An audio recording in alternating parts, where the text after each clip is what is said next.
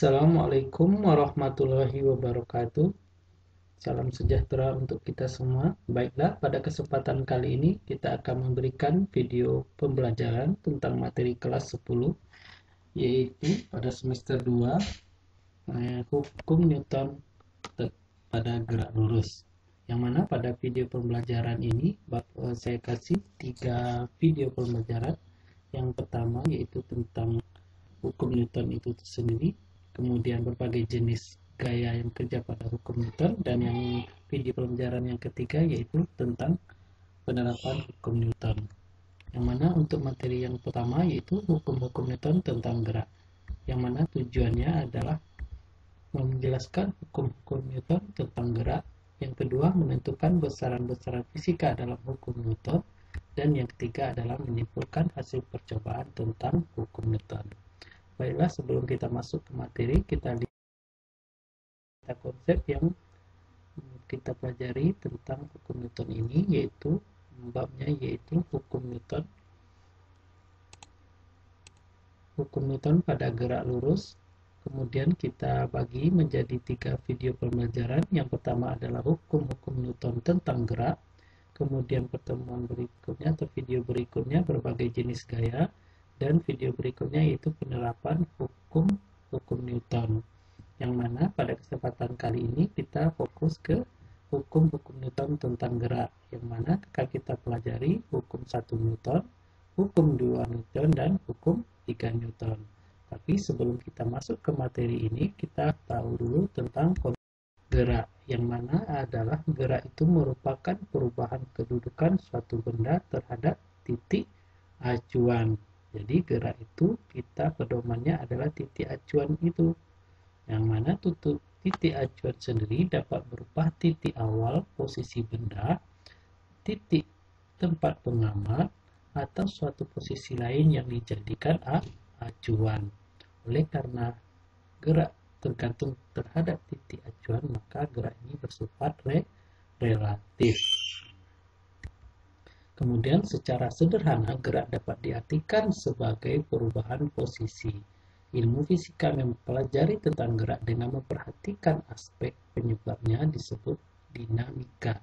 Pembahasan tentang dinamika akan berhubung dengan gerak benda dan penyebabnya, di mana konsep hukum Newton tentang gerak akan menyertainya. Baiklah, pokok bahasan intinya yaitu tentang hukum 1 Newton, yang mana dikenal juga dengan hukum kelembaman ya. Yang mana hukum 1 Newton sering disebut dengan hukum kelembaman atau inersia, di mana pada kasus ini tidak ada resultan gaya atau sigma F yang bekerja pada benda, sehingga benda tersebut cenderung untuk mempertahankan keadaan awal atau inersia, sehingga persamaan hukum 1 Newton dapat ditulis dengan sigma F sama dengan 0. Jadi walaupun ada gaya tetapi gayanya 0. Jadi jumlah gaya yang bekerja pada benda tersebut sama dengan 0. Jika tidak ada resultan gaya yang bekerja pada suatu benda, maka benda yang mula-mula diam akan terus diam. Sedangkan benda yang mula-mula bergerak akan terus bergerak dengan kecepatan tetap sepanjang garis lurus. Jadi, benda itu disebut dapat diaplikasikan dimasukkan ke hukum 1 Newton itu bukan berarti benda itu diam. Boleh itu bendanya bergerak, tetapi benda itu terus bergerak dengan kecepatan tetap. Maka kecepatannya tetap berarti termasuk juga kepada hukum 1 Newton. Berdasarkan analisa konsep di atas, hukum 1 Newton berlaku untuk benda, yaitu benda yang diam, V sama dengan 0, dan benda yang melakukan gerak lurus beraturan, yaitu V sama dengan konstan.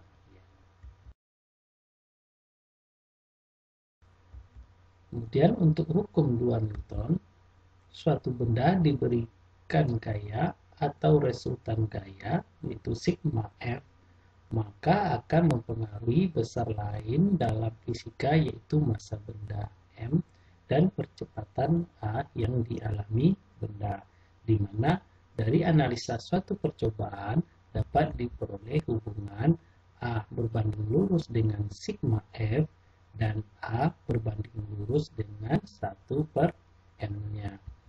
Berdasarkan analisa di atas, persamaan hukum 2 Newton dapat ditulis A sama dengan sigma F per M atau sigma F sama dengan M kali A. Itu adalah rumus dari hukum 2 Newton.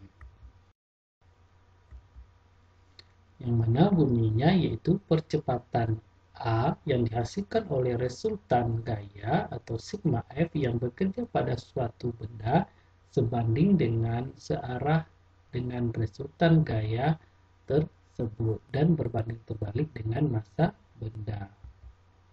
Berdasarkan analisa konsep di atas dapat disimpulkan bahwa hukum 2 Newton berlaku untuk benda yang mengalami gerak lurus berubah berat aturan atau GLBB yang mana A-nya sama dengan konstan. Yang mana contoh soalnya, sebuah benda bermassa 20 kg berada di atas lantai datar yang licin apabila gaya sebesar 50 Newton bekerja pada benda dengan arah mendatar selama 4 sekon. Tentukanlah A besar percepatan yang dialami benda, B besar kecepatan benda saat T sama dengan 4 sekon atau VB-nya, yang C perpindahan yang dialami benda setelah bergerak selama 4 sekon atau delta S AB. Maka jawabannya adalah kita bikin diketahui, jadi gambarnya seperti ini diilustrasikan. Jadi benda A dengan massa 20 kg bergerak didorong dengan gaya 50 Newton yang mana kecepatan awalnya sama dengan 0. Kemudian waktu yang dibutuhkannya untuk ke B yaitu TAB sama dengan 4 sekon. Sedangkan massanya tetap ya karena dia menggunakan bendanya satu. Kemudian berapakah VB-nya yaitu kecepatannya pada posisi B yaitu dia sudah bergerak selama 4 sekon. Maka untuk menentukan besar percepatan benda atau A, maka berlaku hukum 2 Newton karena dia sudah bergerak. Kemudian si A sama dengan sigma F sama dengan M, masukkan nilainya. Sigma F itu 50 Newton dibagi 20 kg.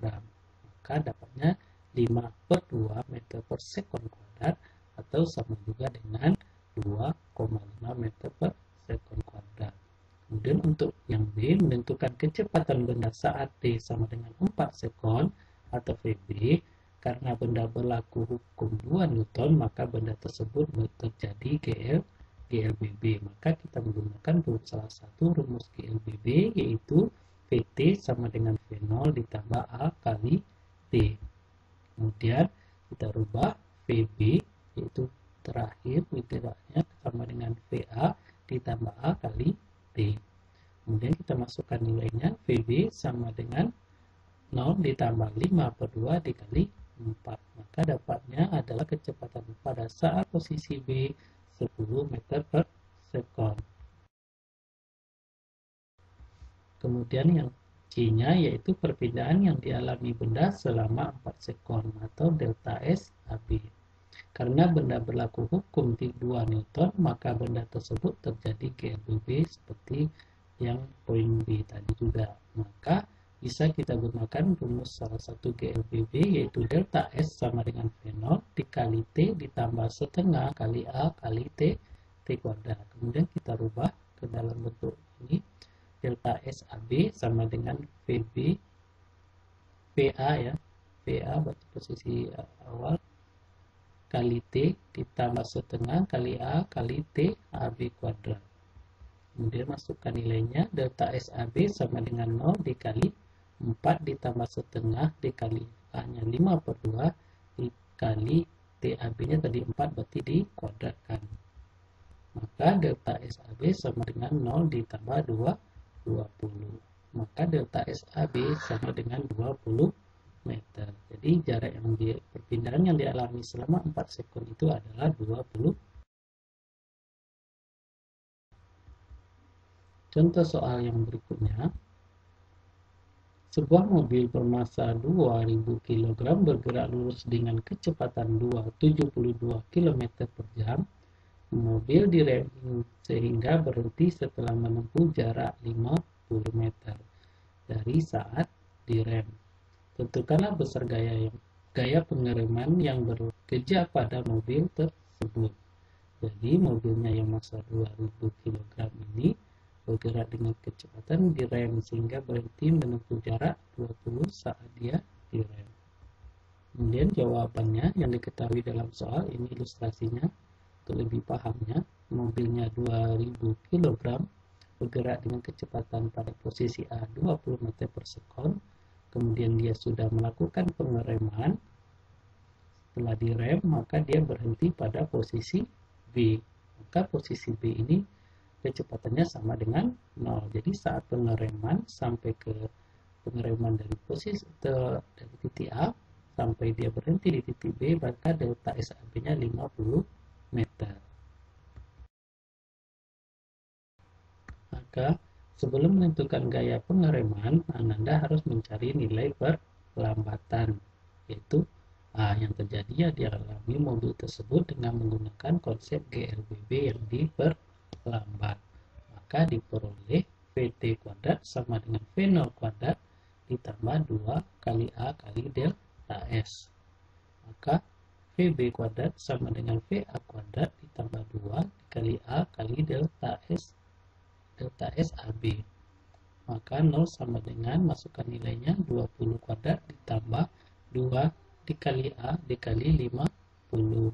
Maka 0 sama dengan 400 ditambah 100 dikali A, sehingga dapat A-nya adalah sama dengan negatif 400 dibagi 100 sama dengan negatif 4 meter per sekon kuadrat. Maka hasilnya negatif. Kenapa negatif? Karena dia terjadi pengereman. Itu kecepatannya 4 meter per sekon kuadrat. Kemudian pada negatif menggunakan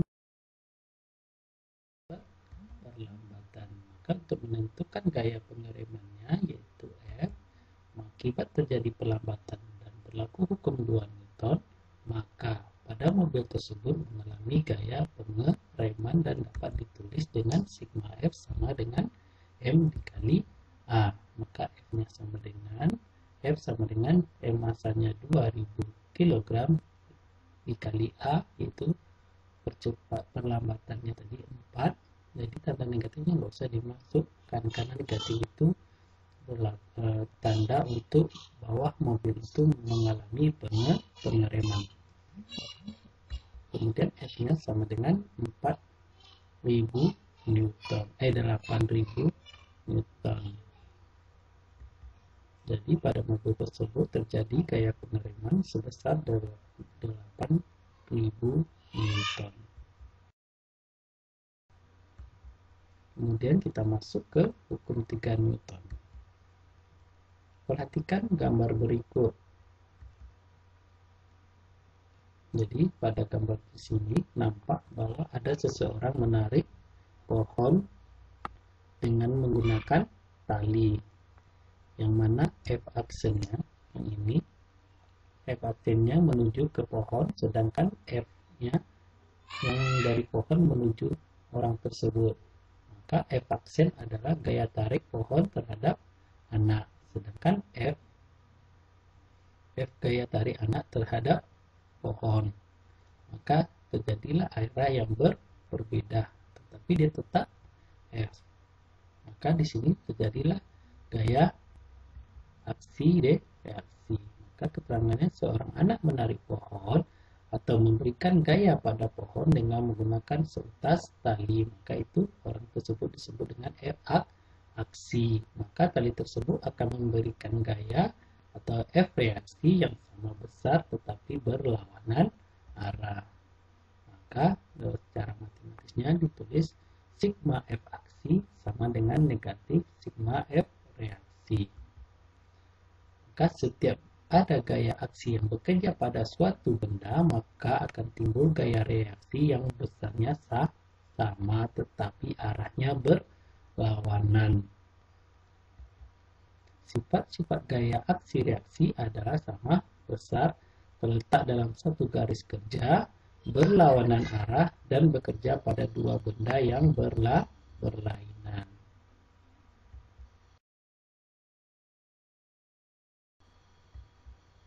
Untuk lebih pahamnya, kita perhatikan contoh soal. Yang pertama yaitu perhatikan gambar berikut. Di sini ada dua benda, benda A dan benda B yang saling berdekatan dan tidak memiliki jarak di antara keduanya dan diletakkan pada bidang datar. Kemudian dia diberikan gaya dorong sebesar 6 Newton. Balok A bermassa 1 kg dan balok B bermassa 2 kg. Terletak di atas bidang licin dan diberi gaya F sebesar 6 Newton. Maka tentukanlah A, percepatan yang dialami kedua balok tersebut setelah diberi gaya F. B, kecepatan yang dimiliki kedua balok tersebut setelah bergerak selama 3 sekon. Yang C, gaya kontak antara balok A dan balok B. Baiklah, sekarang jawabannya untuk yang A, yaitu menentukan percepatan A yang dialami kedua balok, yaitu di antara balok ini, berarti NBA, yaitu gaya normal dari titik B ke benda A ke benda B ke benda A.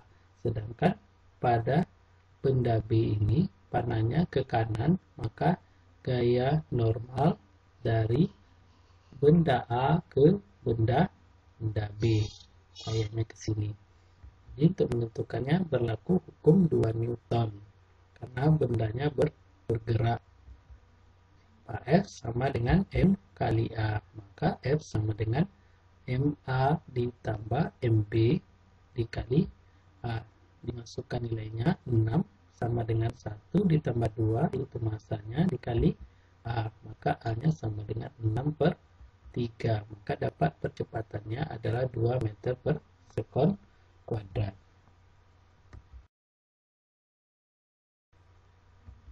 Kemudian yang B, menentukan kecepatan VT kedua balok tersebut pada saat T sama dengan 3 sekon. Karena pada benda balok mengalami hukum Newton 2, maka pada sistem tersebut terjadi gerak benda dengan percepatan konstan atau GLBB, sehingga dapat ditulis VT sama dengan V0 ditambah A dikali T. VT sama dengan 0 ditambah 2 kali 3. Maka PT-nya sama dengan 6 meter per sekon. Kemudian untuk gaya kontak antara balok A dan balok B ini berarti hukum 3 Newton. Maka akan terjadi gaya reaksi. Antara A dan B merupakan pasangan aksi reaksi hukum 3 Newton yang memiliki nilai sama tetapi arah vektornya berlawanan. Sehingga dapat ditulis NBA sama dengan negatif NAB sama dengan F sama dengan 6 kilo. Maka kesimpulannya yang pertama untuk hukum Newton, yang hukum Newton pertama sistematisnya dikenal dengan hukum kelembaman, rumusnya sigma F sama dengan 0, berarti diam bendanya atau gerak lurus beraturan. Kemudian untuk hukum Newton yang kedua, yaitu rumusnya sigma F sama dengan M kali A. F sebanding dengan A berbanding dengan F. Sedangkan Saya minta pesan hukum Newton 3 yang pertama adalah F aksi sama dengan negatif F reaksi. Tanda minus berarti arahnya berlawanan. Sampai di sini dulu pertemuan kita untuk materi hukum Newton pada gerak lurus, yaitu video pembelajaran yang pertama. Assalamualaikum warahmatullahi wabarakatuh. Kita lihat di sini ada Timingnya slide 1 27 memberikan suara.